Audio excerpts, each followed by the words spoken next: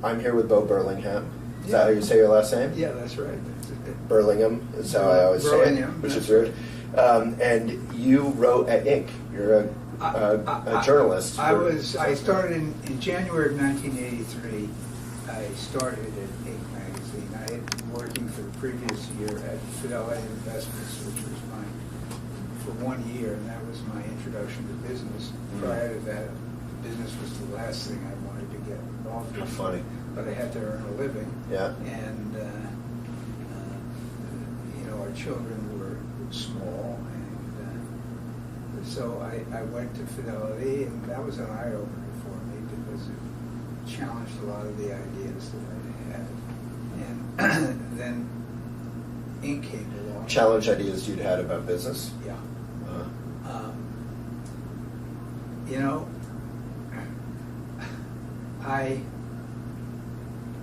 After I spent some time at Fidelity, I would read stories about the financial services industry in like The Nation or what have you. And it was like reading my old FBI reports, which was because I did have a history. At the FBI? No, the FBI was interested in me. Oh, I see. What was your history? I don't know about any of this. Do you want to know about it? Sure. I mean, we're going down a rabbit hole. This is great. Okay. Well, I was a wild-eyed radical in my youth, and I got involved with became a member of the Weathermen. What? Yeah. And, the one good thing that came out of it was that I met Lisa. She was also in the Weathermen. Nice. And that sounds like a Hollywood movie about radicals falling in love. Yeah, I know. It's the way we were. Yeah, right, exactly. Robert Redford played you. Yeah, right. And Barbra Streisand. Yeah, exactly. That was my grandma's favorite movie, or one of them. Yeah. Well, so in any event, at a certain point, I got indicted. Lisa and I was being followed around by the FBI. Basically, the Weathermen had gone underground. I didn't want to go underground. I didn't want to be a fugitive. And so I wasn't. But the FBI decided that I might as well have been a fugitive because they began tailing me all over the place. And finally, Lisa and I, it was quite a time. I mean, for a while we were staying at my mother's and father's house, and the FBI was watching the house 24 hours a day, and all kinds of things. They'd follow us around wherever we went, and they had some sort of a homing device on the car. So Lisa and I decided we had to get out of there. So we managed to escape to Boston. Mainly because we didn't have enough money to get to California. And I had friends in Boston. And I was able to talk my way into a job as the news director of WBCN FM, which was one of the first FM rock and roll stations. And we weren't very good at it. We called it Yesterday's News Tomorrow.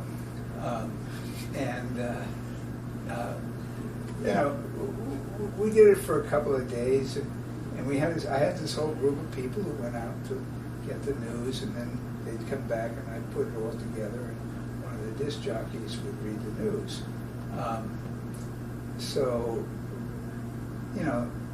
That worked well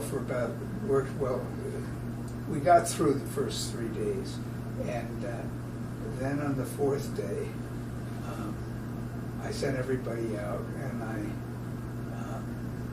I was sort of waiting behind at the radio station to put everything together, and we had one of those old AP ticker tapes, and started to go off, and I wanted to see what the news was, so I got up and looked at it, and it said 13 leaders of the Weather Underground organization were indicted in Detroit.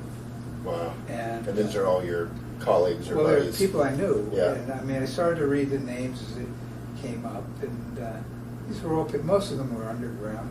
Some of them I knew were not underground. And then I got to the last name on the list, and it was me. Damn it. It wasn't alphabetical.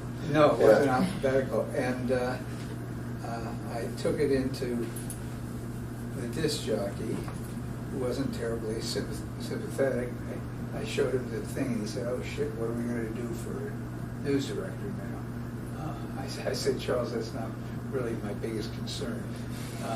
But I basically had to hide out while I had talked to a lawyer, and then I'd already decided I wasn't going underground, so I had to turn myself. I was going to turn myself in. So that was interesting. 24 hours in itself, and eventually I did turn myself in, and my parents very nicely bailed me out. And then I was on.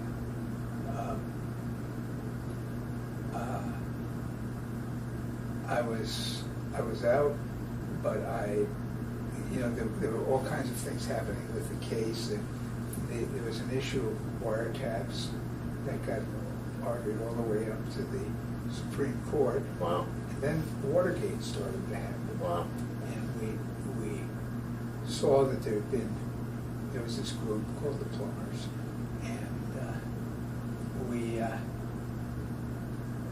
wondered about it, and our lawyers the judge asked for discovery.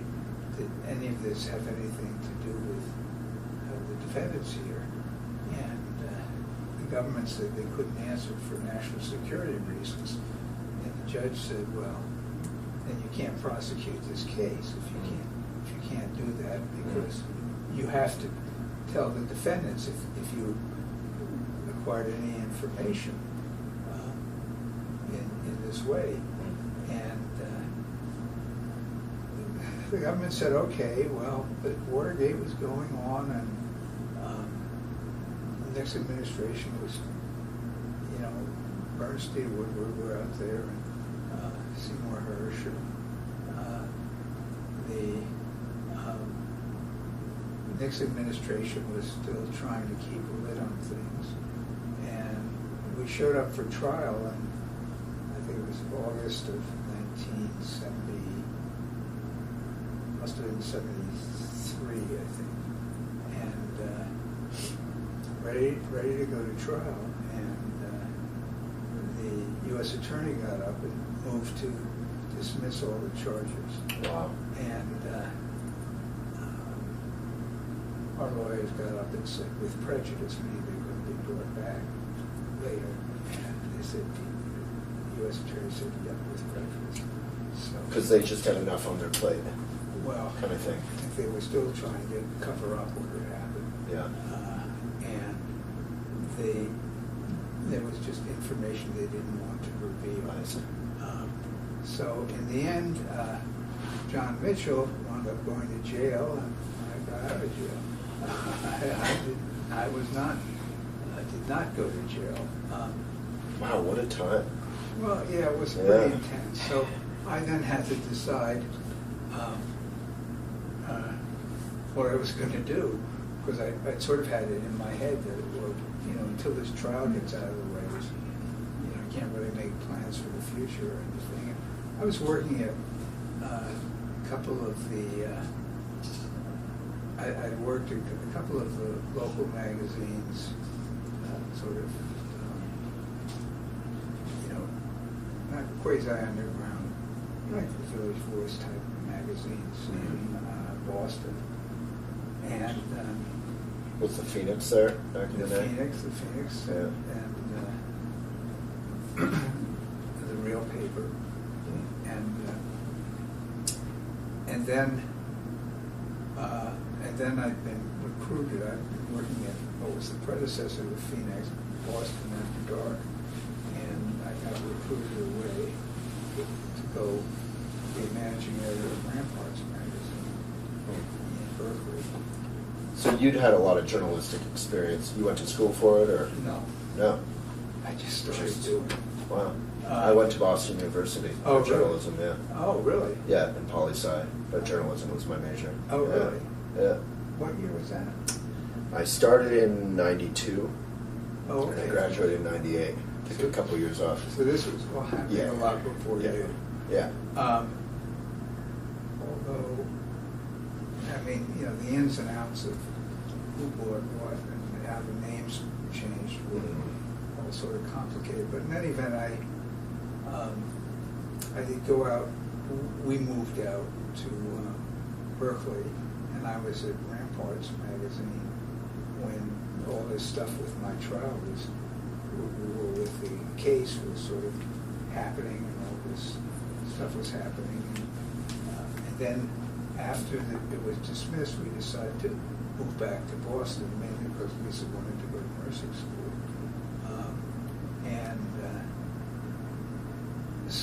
And then I was there, and I did various other things, and one thing led to the other, and I had some ins with Esquire magazine, actually. And I wrote at Harper's. I did an article at Harper's, and then I did another one at Esquire magazine. Actually, Nora Ephraim was my editor. And that was pretty interesting. And then I was doing other things, and I got to the point where, again, I had to have a job, a real job. I was freelancing. Right. And my dad does that now. Yeah, it's tough. Yeah. Yeah. It's feast or famine, mainly famine. Yeah. And I went to work at Fidelity, and it was eye-opening for me because I had such a radical background, and I saw, gee, these are actually all pretty good people, and they're really trying to do good things, and they're not nearly as evil as I had imagined. A lot of the stuff that I believed in my radical youth was just bull, and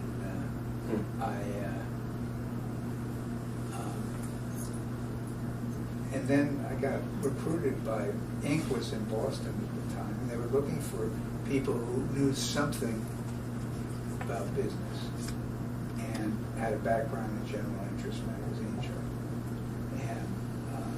And they were a startup, Inc. itself, right? They were a startup, and they were like 3.5 years old or something when they came to me.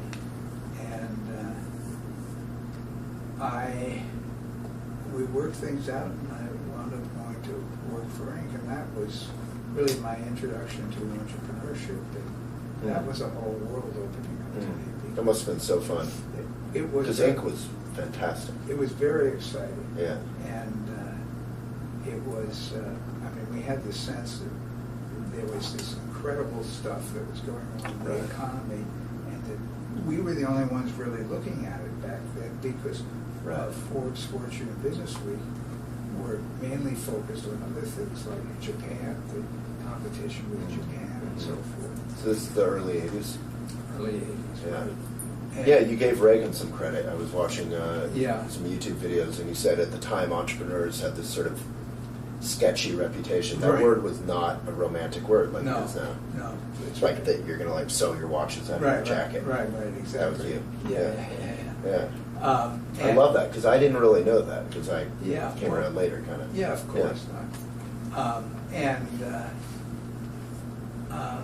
So it was a very exciting time to be around, because there were all these great companies, and what really struck me was that some of the best of these companies, in terms of, when you looked at companies, and some of the best in terms of the way that they were treating their employees, or the way that they, the role that they played in their communities and so forth, they were run by Republicans.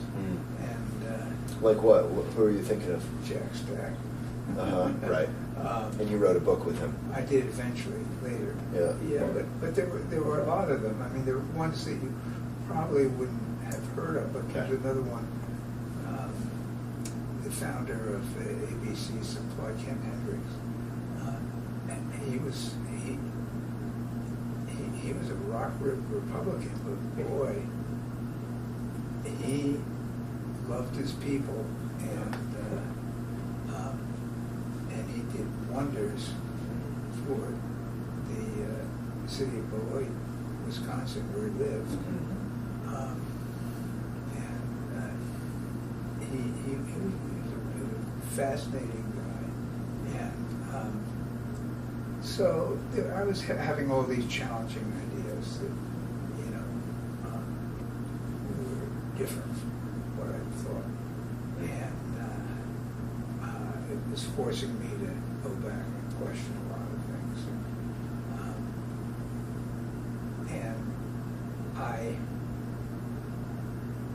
And then, I told the story today about how Small Giants came about. The first book I wrote was The Great Game of Business with Jack Stack. And then he and I wrote another book, a follow-up to that, called The Stake in the Outcome, which was really about how you build a culture of ownership inside the company, which they were doing at SRC. That was more of a story, so I did that one again with him, and meanwhile I was continuing to write for Inc. And one of the articles I wrote was on Zingerman's, the coolest small company in America. And that was a cover story? It was a cover story, yeah. It's a great title. Yeah. The coolest small country in America. This company. Yeah. And they were featured then in your book. They were featured in the book, and that led to the book. Okay. That was really what led to Small Giants, was basically trying to see, are there other companies out there that have that same idea, that they have other goals they consider more important than getting as big as possible, as fast as possible. And, that's more common today than it was back when I was writing Small Giants. At the time, it was like, I tell business people writing 500 people about it. It was like they didn't know what to make of it. Right. Sounds idealistic. Yeah. It's soft. Yeah. And, although it clearly wasn't. I knew that, but just from what I'd done up to that point, and so that was what led to Small Giants, and then I kept learning. I would say that I spent most of the decade of the 1990s educating myself. I had been executive editor of Inc., but there were a lot of things that were sort of bothering me. One was I really didn't understand the numbers of a business, and I didn't feel I could be a really good business journalist, if I didn't understand the numbers. So I felt I had to educate myself about that. And I also wasn't sure I believed all the articles that we were running. We were running these glowing articles about companies, but I wasn't sure that I wasn't sure. I know what happens. You get assigned a story to go out, and as a journalist, you go out and you find that story. And I began to question whether all these stories were accurate. So I decided. You mean if they were sort of PR a little bit? Well, as if people ignored. As a journalist, you would go in and you'd have the story that you were assigned, right, and your job was to try and find that story. And usually, the truth was a lot more complicated than what you saw. Yeah. And I saw that also in the 1990s. I'd written an article on Nita Roddick of The Body Shop. It was a big cover story. And people forget now, but this was a major example of a business kind of doing good, succeeding on a grand scale. Right. It was basically The Body Shop and Ben & Jerry's. Right. That was the whole beginning of the whole social venture network and things like that. Right. And that was a radical idea back then. The idea that you could actually, Ben & Jerry's idea was that they saw business as a vehicle for changing society, and Anita basically agreed with that. And she had sort of really sort of turned the British economy upside down with the success of the Body Shop. And they expanded over the world. Eventually they'd come to America. And I wrote a story about around the time that they were coming into America. And then afterwards, they liked the article, obviously, because afterwards Anita and her husband came to me and asked if I would be willing to be on the board of the U.S. Branch of the Body Shop. And I said, well, I don't know, do you really want me on the board? What do I know here? And they said, well, we think you could probably help the people we've got running it. And I went down to visit them, and the truth was that they were like so many companies I'd seen, totally overwhelmed. Absolutely, the growth was just more than they could handle. And I said, well, gee, I have seen this situation before, so I'm willing to come in and do it. So it was interesting because for the next 5 years, I was working with Jack Stack at SRC. Basically, SRC was a glorified job shop. They got, they would get these dirty, rusted out engines, from trucks, tractors, and things like that, construction equipment. And then they would basically recycle them. They would take them, they would get rid of the parts that were worn out. They would fix the parts that they could, and they would keep the parts that were still functioning well, put it all back together, and then they'd sell it. That was the business. It was recycling. And but, there wasn't anything glamorous about this business. Body Shop, on the other hand, was a very glamorous business. Sure. It was, Anita was one of the most famous people in England. And, And it was social good, and it was beautiful soaps. And all that. No, I remember from I think it must have been the 80s or something, in Boulder, Colorado, where I grew up. The store was like going into a jewelry shop, kind of. Right. Yeah. And Anita was a fascinating person, an extraordinary person. But I was sort of like spending half of my time with SRC and half of my time with the Body Shop. Yeah. And it was very interesting to me because, and I would get into debates with other people on the board, because I had the view, which was also Jack Stack's view, which is that social responsibility grows from the inside out, and that your focus has to be on your people, and that if you focus on your people, you'll have a good business and you'll do more good in the world ultimately. Mm-hmm. And other people felt, no. Business is a tool for social change. You have, as part of the mission of the business, to produce this social change. And I said, I don't have any problem with doing that as long as you got your shit together internally. Body Shop did. I'd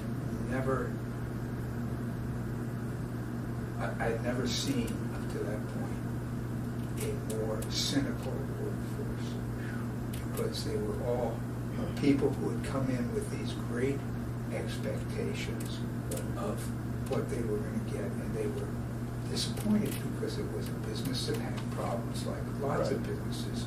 But they got to the point where cynicism is a protection against being disappointed, and in order to prevent their disappointment, they just stopped believing in things. The same thing happened at Ben & Jerry's. Yeah. And that was the other book I forgot to mention, was Ice Cream Social. Yeah. And that book was amazing. Yeah. Quite a read, because I went to high school in Vermont. Yeah. And I was there in the late 80s when Ben & Jerry's was in its prime. Right. Everyone loved it. And then Ice Cream Social tells the story of their growth, and they couldn't handle it, and various problems. And the problems manifested themselves in the workforce. I mean, they would go in and people were just really sort of cynical about it. It was like, this is supposed to be such a great company. We're supposed to be doing all these great things. What about me? Right. Right. And yeah, in Buddhism, though, I grew up in the Buddhist community in Yeah. Boulder, and they say, don't try to save the world if you haven't done your dishes. yeah, exactly. Yeah. That is exactly, that was a big issue, and is still to some extent a big issue among companies, which is because I totally understand the impulse of wanting to use the business to actually make the world a better place. Totally, and that's why you get into, Yeah. at least people like myself get into business. Yeah, But absolutely. I've made that same mistake where Yeah, I focus more on the readers, less on the dishes. yeah. In all senses of the word, including actual dishes. So, yeah. Well, so it was going back and forth between SRC and the body shop was just a tremendously It's so educational interesting experience. because SRC is the least sexy, Least sexy, but they took but they care were of their walking their talk, right? They were, and they took care of their people. And, Yeah. And And Body Shop was so exciting, it was very exciting. It was very glitzy. very promising. Yeah, and I loved Anita, and I loved her husband. Yeah. No, they were genuinely. But they were being internally, Yeah. they were being run by accountants and lawyers. Right. And it got to a point where we were having a discussion in one board meeting, and Anita was there, and the guy who was the head of the U.S. company was saying, we could save a lot of money if instead of, right now what we're doing is we're shipping water across the Atlantic. That's ridiculous. If you just give me the formula, then we can create them here. And Anita was like, well, I don't know if you can do it, if we can do that. And we said, well, how much does it cost? And she said, I don't know. I have no idea. I said, what do you mean you have no idea? It's your company. How much does it cost to make the To make soap? it. Or? What were their profit margins? Right. Oh, no, we don't talk about that at all. And Because she had become a figurehead. Of it wasn't this her. huge business. I said, why Oh. not? It was Oh. it was Jeremy, who was the CFO, and basically they had a whole philosophy there. They were scared of their franchisees. And they were afraid that if the franchisees knew how much money they were making, the franchisees would want more. Right. And I said, you cannot. This is going to come back and haunt you at some point, and it did. What, kind of keeping it secret, you mean? Yeah. Because what happened was when they got into trouble, and there were problems with making money, which they didn't get into. They were. Nobody understood why. It was like they hadn't educated everybody who was in the organization.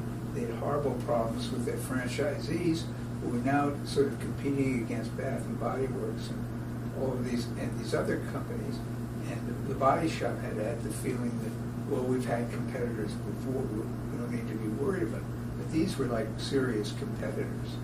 And if you don't have people educated about what it's going to take to succeed, and so eventually they wound up selling to L'Oreal. Is there a book on the Body Shop story, including all? Not with all this stuff. Yeah, because Ice Cream Social was that kind of book for Ben & Jerry's. Yeah. That was an amazing read. Oh, good. I should go back and read that. Oh, have you read it? I have a copy. It's of it. exactly like what you're saying for the Body Shop, but Ben & Jerry's. It's the inside story and how they lost control and how their mission, and the infighting and all the ideals really? and all the success. It's an amazing read. Oh, I should go back. It's Actually, a I'm gonna go back. cautionary tale Yeah. in a lot of ways. Yeah.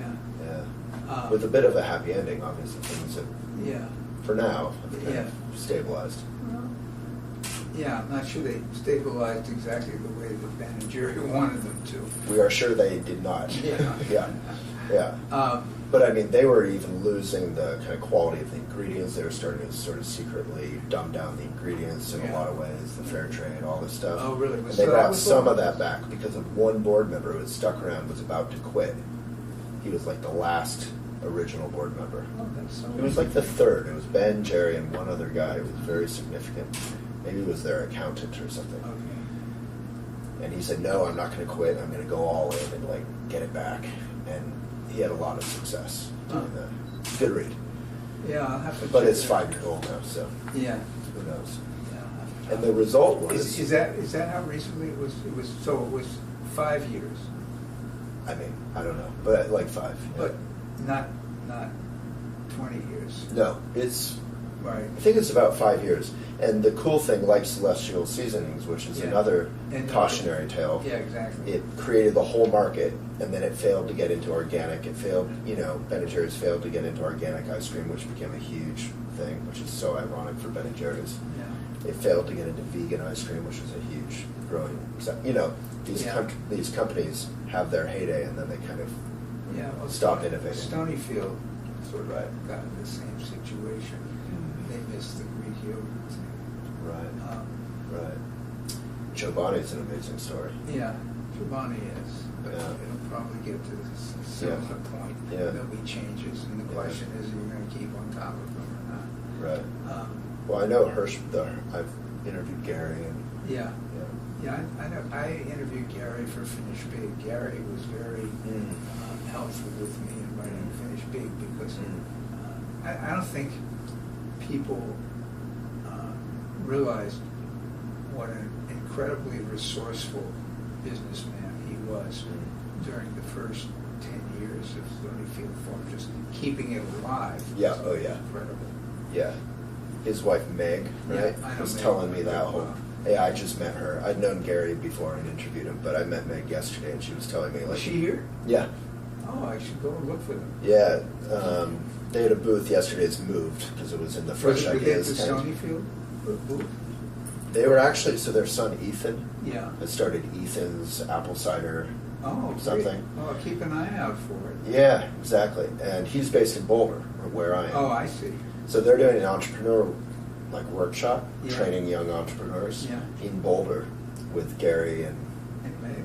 Alex Boguski. Oh, yeah. Oh, I know Alex. They should get you roped into that. Yeah. That'd be amazing. I know Alex is, Yeah. is cool. Yeah, I know Alex. I- Alex is cool.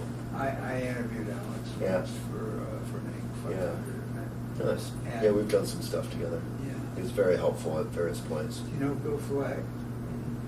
Oh, if you're in Boulder, you need to know Bill Flagg? Bill Flagg. Huh? 2 G's? Yeah, 2 G's. Yeah. Well, you know some of his companies, like Sticker Giant. Oh, yeah. We print on Sticker Giant. Yeah. You do? Yeah. Yeah. He's the owner? No, well, he's a co-owner. Oh, okay, because I know the other guy.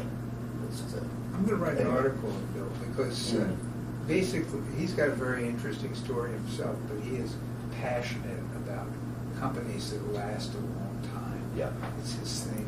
And so he was also a Survey Gizmo and what were some of the other ones? He's got a whole bunch of, Well, we'll look it up. what? We'll look it up. Yeah, yeah. I mean, they could probably tell us right now. Yeah. Bill Flagg's companies. But that is one of my concerns with Elephant. Yeah. I'm making good money. Yeah. I can make better money as we grow. Right. I can make amazing money as we continue to grow. Right. Our staff can make amazing money. Uh-huh. We can be mission driven. I'm not even thinking about selling. That's less of a concern than sort of lasting for a long time and accomplishing our mission. The message of, it's called Finish Big. Yeah. What it really is about is finish happy. Yeah. And that may or may not involve selling for you. Well, at some point, I have to do something, right? I have to pass it right, on or sell. It's something you have to prepare. Yeah. But it's never too early to start thinking about what the options would Yeah. be. No, I got the book and I Yeah. started it. Yeah. For that reason, because Yeah. I just wanted to. So I obsessed about the ownership thing because I have, for example, one of my best friends in the whole world, Dave, Yeah. who's an experienced tech entrepreneur, Yeah. works with me and has for 4 years, Yeah. and he makes okay money at Elephant, but he could start his own thing Right. and make a lot of money. But he loves Elephant and he loves the effect he can have on it. Uh-huh. And we've started growing rapidly since he's come on financially. Oh, great. And to keep him around, Yeah. and to keep others around, employee ownership seems like a good option. Yeah, well, you should get some advice about it. Yeah, I am getting advice. I don't know if you know Blake of Namaste Solar. He was a very prominent. I know Namaste Solar. Yeah. Well, there's a group in Oakland called the National Center for Employee Ownership.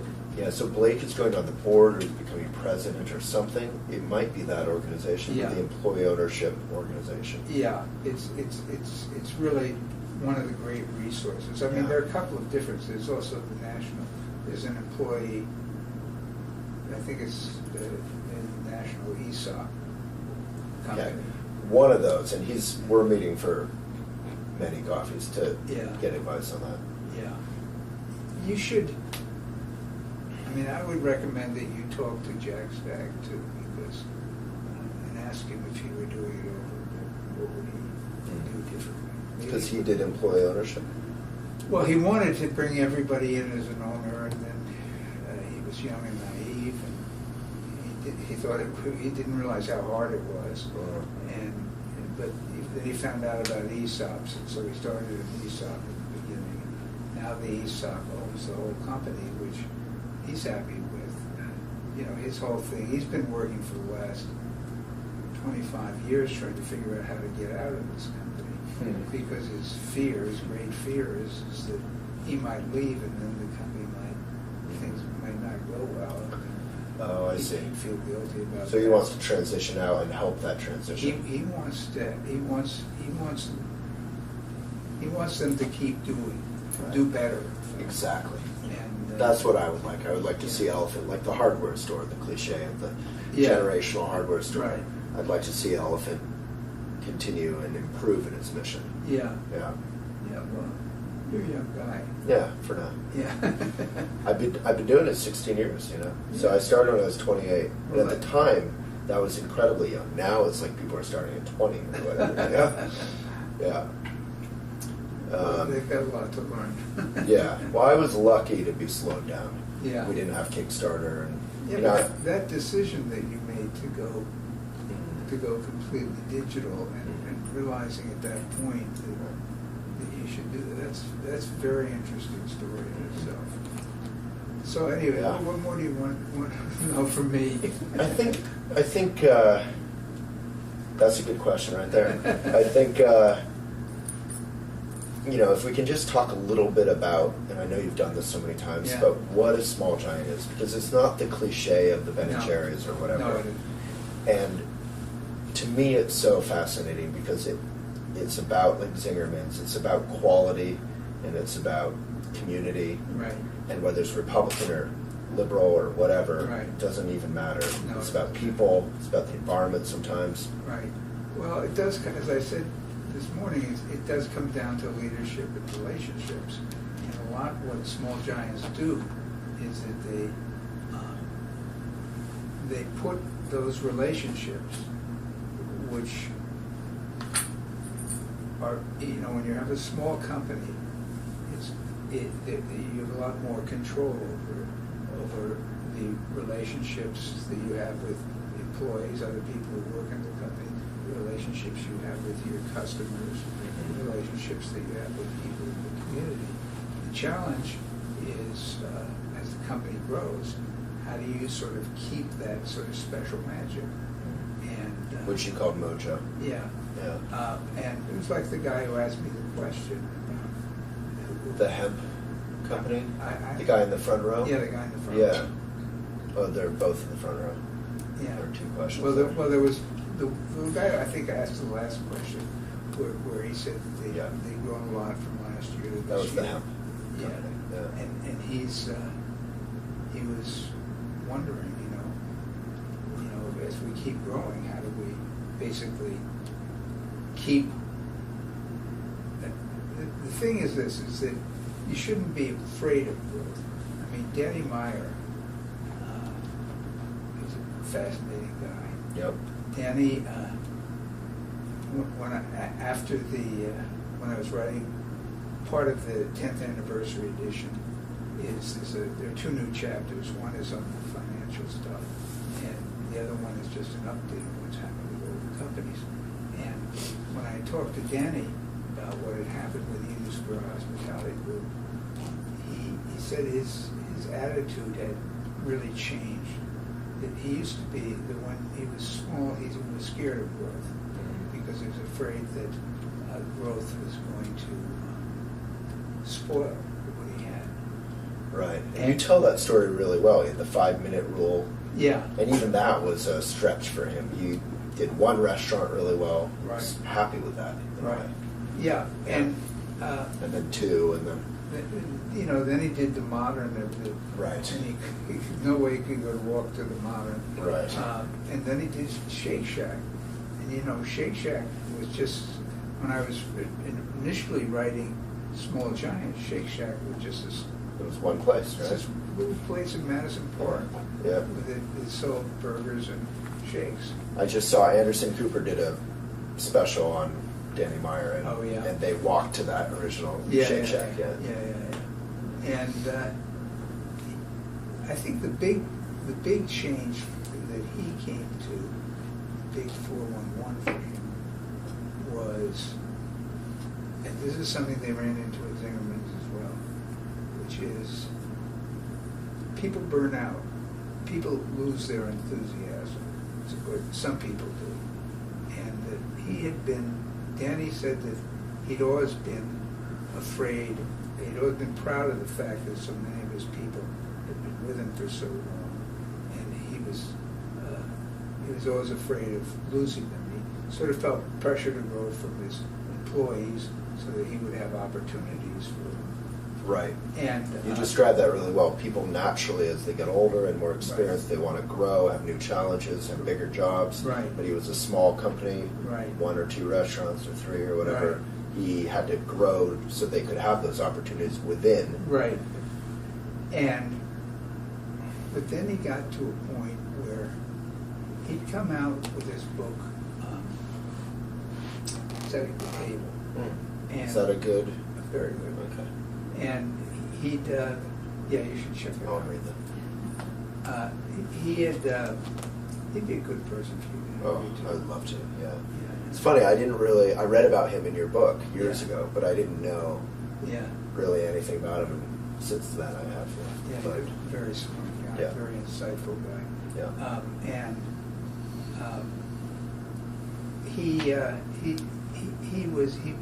He went around sort of talking about it, and he began seeing companies that in fact were using Setting the Table, and they had their whole staff reading it, and then he looked and said, well, gee, we aren't doing that.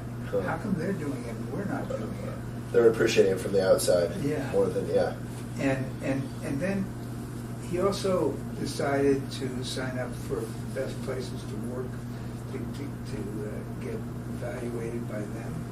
And they did very well, but not as well as he wanted. And he was disappointed in it. And but he said, well, let's work on being better, and we'll do this again next year. So we did it next year, and improved it all. And that Best Places to Work measures Trust. All kinds of different factors. Mainly trust. Okay. That's basically what it is. It's basically how much trust is there in the organization. And that's the national, the one that Forbes uses. I don't know about the local ones, but I don't know what their systems are. But, so he was disturbed because the company was not doing as well in this measure as he thought. He didn't understand it. He wanted to find out why. So we actually hired the person who'd been working with from Best Places to Work and made her the head of culture or something for Union Square Hospitality Group, and we began investigating it. And what he discovered was that he had a lot of people who'd been with him a long time, who he'd been working so hard to hold on to, were basically pretty burnt out. And they would,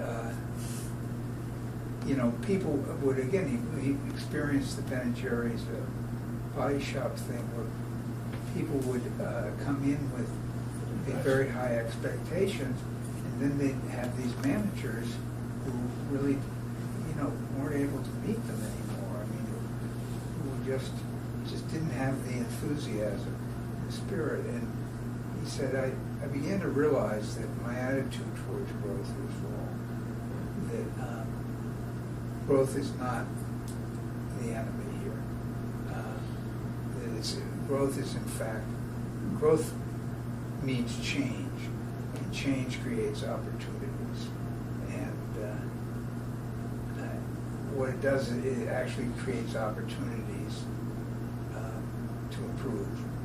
And he said, I realized that we had to do that. We wound up letting go of a very large number of people who'd been with him for a long time. Wow.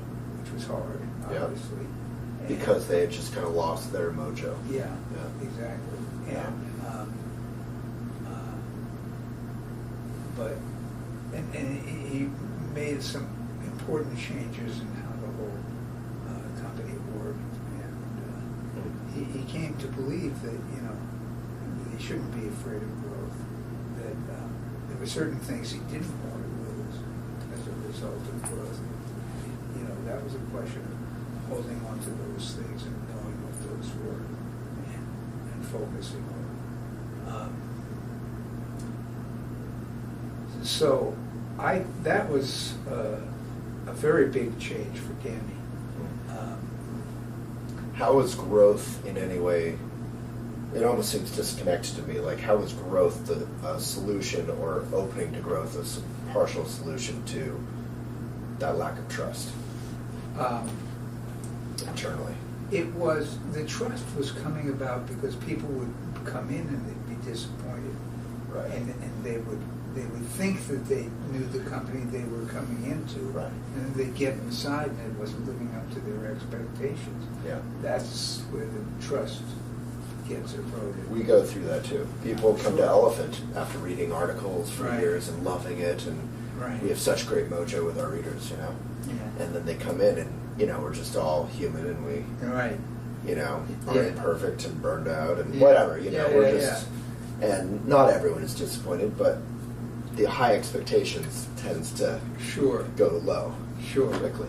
Sure. And the problem he was getting into was that a lot of these people who shouldn't really, I saw this because we took a bunch of small giants to New York to visit.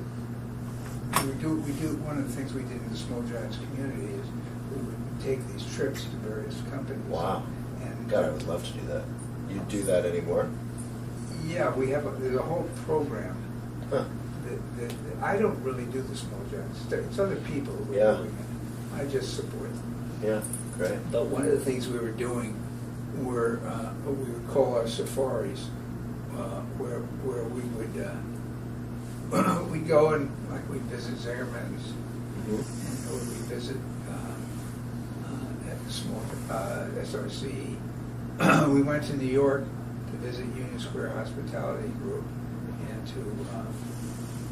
and one of the things we did was that we went to see one of their companies, and you could just tell that there wasn't anything very exciting happened in this restaurant, and I came away with a sort of feeling something wasn't right. Something wasn't going right here. And when you go to Zingerman's, Well, you feel something different, right? look, every company has its problems. Sure. And not everything is rosy. I mean, Zingerman's has its challenges as well now.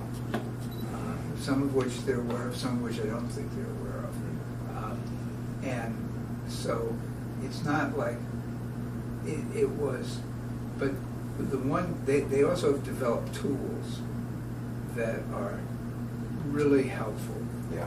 in terms of keeping things. They have this visioning tool, which Ari Weinstein in particular has written a lot about, speaks a lot about, which they Visioning tool, yeah. Which, I want to check that out. Yeah. If I can. Yeah. There's probably an article about it. Ari has written a lot about visioning. Basically, they thought through, and it's something that they have actually rolled out to everybody in the organization. So that visioning becomes something that they do if they're introducing a new dish. They start with a vision of what they want this dish to do, be, taste like, how people are going to react to it. What is their vision of what this is going to be at its best? And then they work back from there. People use it individually. And then, of course, they use it all the time as the company. You know, where are we going? You know, Harold Janine, who was the CEO of IT&T, which is not the greatest of companies, and he wasn't the greatest of CEOs, but he wrote a great book called Managing. And one of the things that he wrote in there, he said, you know, you read a book from the beginning to the end. You run a business the opposite way. You start at the end and then you work backwards and figure out how to get there. And that is really what visioning is all about. Right. So, okay, let's figure out where we want to wind up here. Right. And then let's figure out how to get there. Let's be clear in our mind, totally clear in our minds about where we want to wind up. And we can judge if we're getting there or we're not getting there. That tool has been I think, a very important one for Xamarin. And, you know, they're constantly innovating too. You know, they brought in, basically they adapted the great game of business to their own methodology and their own culture, which, and that was your book with? My book with Jack was called The Great Game of Business. Yeah. And subsequently, what Jack was doing in other companies, we're starting to do. My friend John Case came up with the term open book management to describe it. But the problem with the term open book management is that it's one of those terms where if you say open book management, everybody says, oh yeah, I know what that is. That means we share the numbers with everybody. And the great game of business goes way, way beyond that. Yeah. And so one of the things, if you really want to get the benefit of that kind of openness with the numbers and everything, there's a lot more that you have to do than simply sharing the numbers, because frankly, most people don't want to know the numbers. It's like, you know, give me a break. Why people who want to know the numbers become accountants. Right. And most people don't want to become accountants. Right. And so they, you know, and if you basically say to people, you know, oh look, this is our income statement. This is how much money we made and lost, and here's how it happened. Right. You know, it's like, oh yeah. Okay. People just want to know people's salaries. Yeah, They don't want to know anything exactly. else. Yeah. Exactly. So what is beyond that? What is beyond an open book? Are we all right? Yeah. What, memory card? We have an appointment at 2:30. Oh, okay, cool. Well, yeah, we're having a good convo anyway. Yeah. Thank you for your time. Oh, Really my appreciate pleasure. it. So beyond open book, what is meaningful there? What it is getting people to think and act like owners. Right.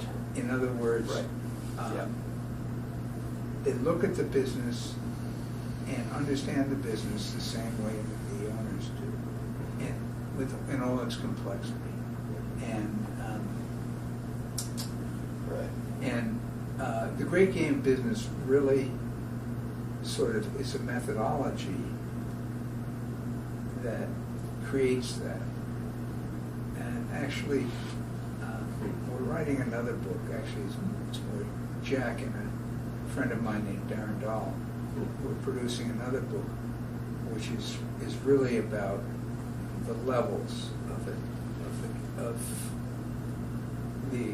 great game business, and the highest level is to really change the way people look at their lives. I mean, the greatest successes of SRC are the people there who are making $15 an hour, which for some reason the unions keep pushing. That's $30,000 a year. That's not going to have much effect on the wealth gap in this country. No. But if you can get people to understand not just what their incomes are, but what wealth is, and give them the opportunity to create wealth. You have people working on the line at SRC are making $30,000 a year, and they have ESOP packages worth $1 million. Right. And when they leave, they get that money, and they can use that money, and some of them go out and start businesses. Right. And then they are engaged in entrepreneurship, and they're making more money than they were making when they were back at SRC. Right. And as far as Jack is concerned, that is the ultimate level of what he's working. So his whole motivation has been to try and have make a dent in the gap between the haves and the have-nots. Yeah, I interviewed Steve Demos of White Wave Silk Soy, which remember. at the time it was the biggest organic company in the world, and he, loved to brag in a good way about, like he had a truck driver who made $500,000 when he left. Yeah. Because he had some Yeah, ownership. Yeah, right. Truck driver barely spoke English, and he made $500,000 right. when he left. But then what happens? So, final question, maybe, because I know I've kept you for a while. But when those, so if I were to go to ESOP or some form of that, and Lindsay leaves me, and then I couldn't run Elephant without her. But if she left me and she sold that, who would she sell it to? How do you keep the integrity of the ownership? Well, Does that make sense? yes, but partly makes sense because I know that you're not thinking of it the way it actually is. Right.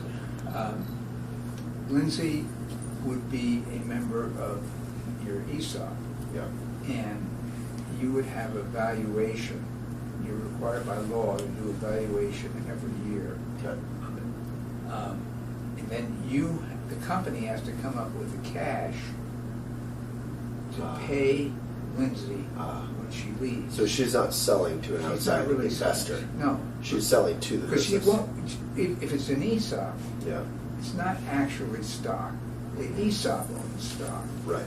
As a member of the ESOP, she's a member of the ESOP, and when she leaves, she's entitled to be cashed out according to what the value of the stock of the company is. And so we have to have enough cash on hand, or is there a payment plan?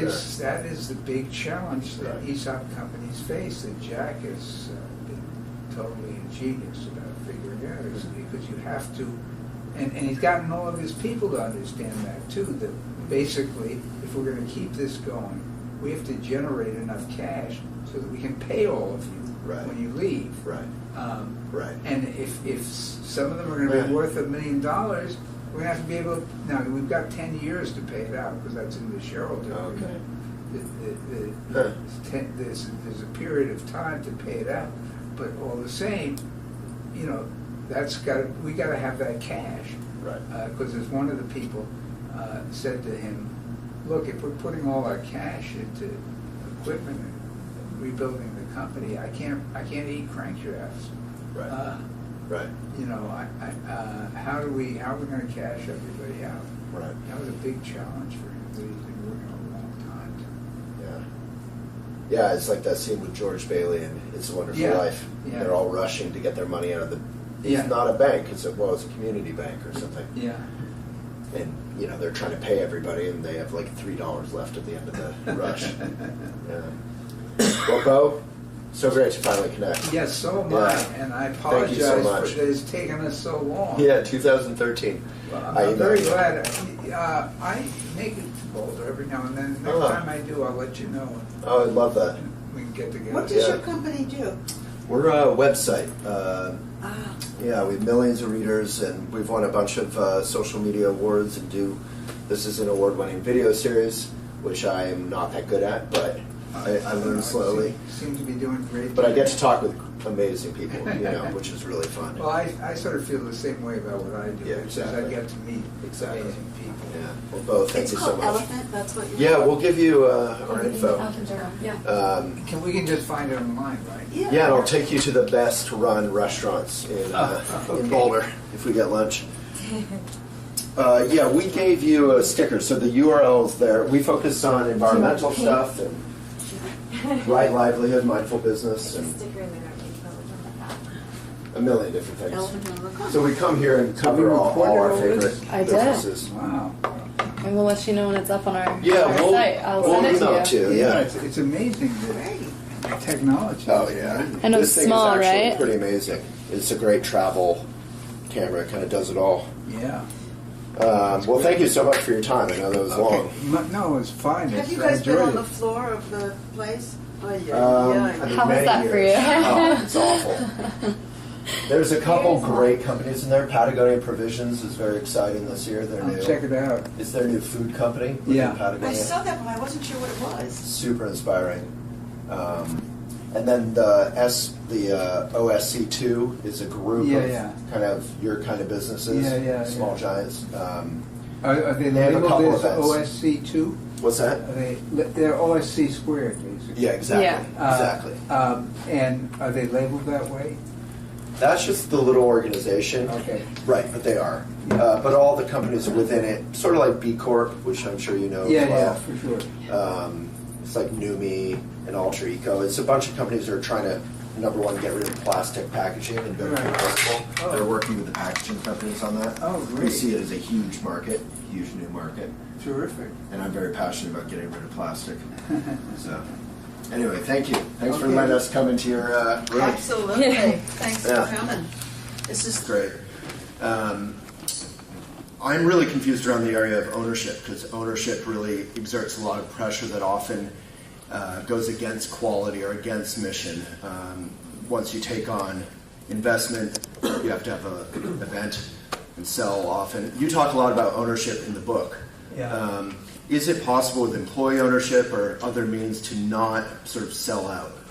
Yeah, well, I mean, the best example of that is Springfield Remanufacturing, which, if you become a sub-S corporation, imagine most of you are S-chapter corporations or LLCs or something like that. Well, if you're an S corporation and you have an employee stock ownership plan, which owns 100%, basically, you don't have taxes anymore. Does wonders for your cash flow. I mean, the government doesn't lose out because eventually when people leave, they'll get money and they'll pay taxes on that. But for right now, basically you just eliminate paying taxes, which can have a huge effect on your cash flow. Yeah. Now, of course, having an ESOP sounds easy, but it takes a lot of work, particularly if you're going to if it's really going to work out the way that you want it to.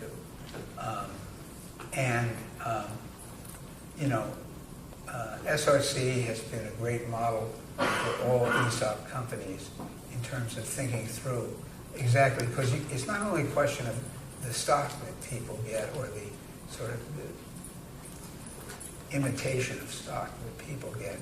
It's the way of thinking. As you know, as an owner, you think differently than you do as an employee. And the trick is to get employees thinking like owners. And that doesn't happen overnight. That takes a lot of work. If you can do it, it's an incredible power for your company. Now, I will say that I'm not saying that all the companies in Small Giants, most of them are not ESOP companies, but a lot of them do have, a lot of them do have employee owners Echo, for example, was a mixture of the founders owning some of the stock and the employees. Cliff Bar now is a mixture of Gary and Kit owning some of the stock. And New Belgium. In New Belgium, yeah, absolutely. I don't know if that addresses what you were asking. Yeah, thank you. I'll look to successful ESOP models. Yeah. Wait. Jay, do you have a question? Hold on, let me get you, let's get your mic.